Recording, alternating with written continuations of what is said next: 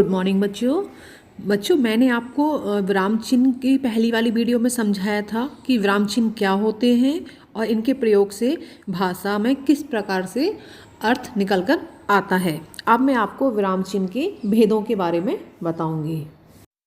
इसका प्रयोग वाक्य के अंत में किया जाता है, जैसे सर्कस में जोकर नाच रहा था। इसके बाद हम पूर्ण विराम लगाएंगे और दूसरे वाक्य को समझो, मेरी ओर से दादाजी को सादर प्रणाम। फिर हमने इसके बाद एक विराम चिन्ह लगाया।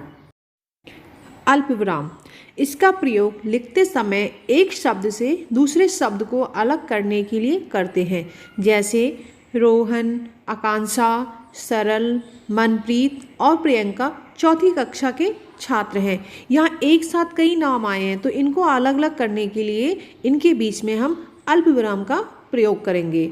अब दूसरे वाक्य को सुनिए। खेल के मैदान में स्त्री पुरुष छोटे बड़े सब आए हुए थे। अब इस वाले वाक्य में स्त्री पुरुष और छोटे बड़े सब में हम छोटा सा अल्प विराम का प्रयोग करेंगे। प्रश्न सूचक चिन्ह, प्रश्नों के अंत में इस चिन्ह का प्रयोग किया जाता है, जैसे तुम कहाँ जा रहे हो, तो इसके बाद हम प्रश्नवाचक चिन्ह लगाएंगे। दूसरे वाक्य को सुनिए। विश्व का सर्वश्रेष्ठ क्रिकेट खिलाड़ी कौन है, तो इसके बाद भी हम प्रश्न सूचक चिन्ह का प्रयोग करेंगे।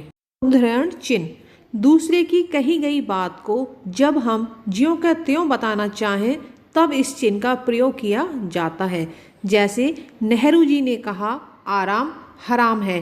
तो जो नेहरू जी ने कहा है आराम हराम, तो उनकी कही गई बात को हम ऐसे के ही बताने के लिए इस चिन्ह का प्रयोग करते हैं। अब दूसरे वाक्य में नेताजी ने कहा तुम मुझे खून दो मैं तुम्हें आज़ादी दूंगा, तो इस वाक्य में भी हम इस चिन्ह का प्रयोग करेंगे। योजक चिन्ह, दो शब्दों को जोड़ने के लिए इस चिन्ह का प्रयोग किया जाता है, जैसे हम भाई बहन अपने माता पिता के साथ मेला देखने गए। अब इसमें दो शब्द आए भाई बहन, तो इसके बीच में हम योजक का चिन्ह के प्रयोग करेंगे। और दूसरा शब्द है माता पिता, तो इसमें भी हम योजक का प्रयोग करेंगे। इसमें सूचक चिन्ह खुशी, डर, हैरानी आदि भावों को प्रकट करने के लिए विस्मय सूचक चिन्ह का प्रयोग किया जाता है, जैसे आहा आज हम पिक्चर देखने गए। तो यहाँ पर एक खुशी आई, तो इसके लिए आहा के बाद हम विस्मय सूचक चिन्ह का प्रयोग करेंगे।